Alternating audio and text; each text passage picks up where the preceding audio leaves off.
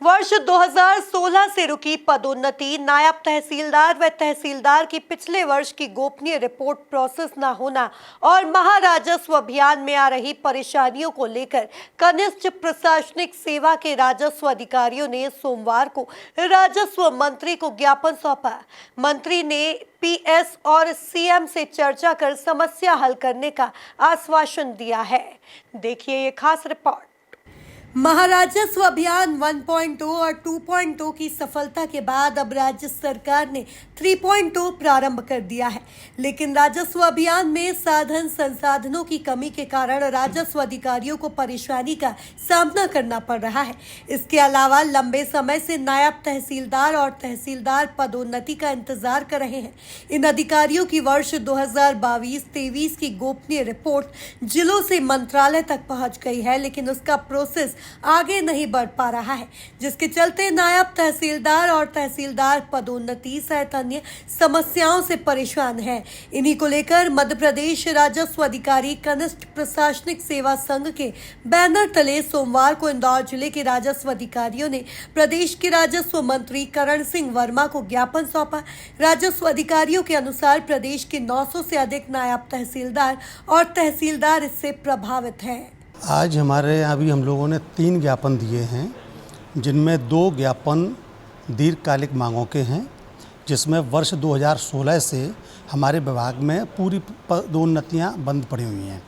इसमें माननीय सर्वोच्च न्यायालय ने और माननीय उच्च न्यायालयों ने भी कई बार निर्देश जारी किए और शासन को आदेशित किया है कि इनको पदोन्नति दी जाएँ, लेकिन वो पदोन्नति अभी तक शुरू नहीं हुई है, बल्कि शासन में विरोध कर रही है। तो हमने एक तो ये निवेदन किया है कि पदोन्नतियाँ एक और तो शासन कहती है कि कोर्ट से स्टे है, दूसरी ओर शासन स्वयं विरोध कर रही है। तो हम लोगों की 2016 से पूरे विभाग में इसमें नायब तहसीलदार, तहसीलदार, अधीक्षक भू अभिलेख, एएसएलआर, पटवारी, आरआई पूरा विभाग हम ले रहे हैं, इनकी पदोन्नतियाँ की जाएँ। और दूसरा एक ज्ञापन ये है कि हम तहसीलदार, नायब तहसीलदारों की वार्षिक गोपनीय प्रतिवेदन 2022 और 23 के अभी तक स्वीकृत नहीं हुए हैं, जबकि इनको पिछले वर्ष 2023 में ही स्वीकृत हो जाना था। इस पर हम लोगों ने विभाग में कई बार संपर्क किया, भोपाल में ज्ञापन दिए, फ़ोन पर बात की, लेकिन जो कार्य 2023 में हो जाना था सितंबर में, वो आज तक नहीं हो पाया, जिससे हमारे अन्य सारे जो है प्रभार देने ये सब पेंडिंग पड़े हुए हैं। तो इसके लिए हमने माननीय से निवेदन किया, जब कोई हमारी नहीं सुन रहा है, हम सभी के कार्य कर रहे हैं, हमारे काम की तो कोई भी हो, तो इस पर उन्होंने हमें आश्वासन दिया हम ये करवाएंगे। बाकी ये राजस्व महाअभियान 3.0 शुरू हुआ है, जिसमें हमने आश्वस्त किया है कि अभियान 1 और 2 में जितनी तत्परता से हमने काम किया, हम उससे ज़्यादा ऊर्जा से, ज़्यादा प्रतिबद्धता से काम करेंगे और उसमें ज़्यादा प्रोग्रेस लाएंगे। पिछले अभियानों में कुछ समस्याएं हमें देखने को मिली थी, जिनको जिला स्तरीय ज्ञापन वो हमारे जिलाध्यक्ष शैवाल सिंह जी ने दिया है, वो चारों बिंदु वही बताएंगे। जैसा कि हमारे प्रांत अध्यक्ष महोदय ने बताया आपको कि जो संसाधनों से संबंधित जो समस्याएं थी उसको लेकर जो ज्ञापन दिया गया है, विशेष रूप से जो परेशानी आती है वो है पोर्टलों के जो दिन में ना चलने संबंधी, क्योंकि लोड अधिक रहता है और अभियान के दौरान जो है पोर्टल जो है वो डाउन होता है, जिस कारण से दिन में कार्य नहीं हो पाता है और जो हमारे पटवारी हैं और हमें शाम को रात में कार्य करना होता है, जिससे फिर हमारी पूरी जो दिनचर्या है वो गड़बड़ हो जाती है और समस्याएं होती हैं इस कारण से। और चूँकि हमें भी जो है अपने सबॉर्डिनेट से फिर काम कराना पड़ता है, जिसमें काफ़ी कोऑर्डिनेशन की समस्याएं होती हैं।